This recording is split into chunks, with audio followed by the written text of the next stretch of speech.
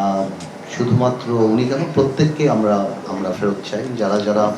যাদের নামে মামলা, যাদের নামে সবকিছু, বাংলাদেশের জায়গা থেকে আমরা চাই যাতে করে এই জুলাই আন্দোলন থেকে আরম্ভ করে এর আগেও যে ঘটনাগুলি, সেগুলির সঠিক বিচার হবে।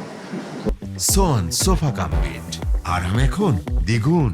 সোয়ান গ্রুপের একটি পণ্য। সাবেক যে ফ্যাসিস্ট সরকারের যে প্রধানমন্ত্রী ছিলেন, উনি এখন ভারতে আছেন আমরা জানি, এবং আমাদের সরকারের তরফ থেকে যেটা আমরা জানতে পেরেছি যে কন্ডিশনগুলি দেওয়া হয়েছে, এবং আমার জানা মতে ফর্মালি না, ইন্ডিয়ান এক্সপ্রেস পত্রিকা আমরা দেখেছিলাম যে ব্যাপারটা নাকি এখন ওনারা আদালতের মাধ্যমে নাকি করবেন।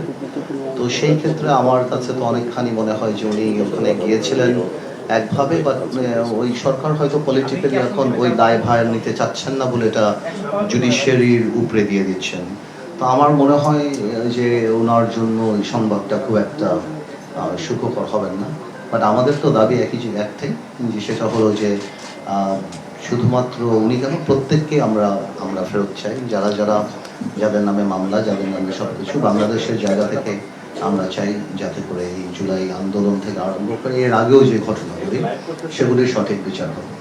তো সেইভাবেই আমার ধারণা এখন চলছে।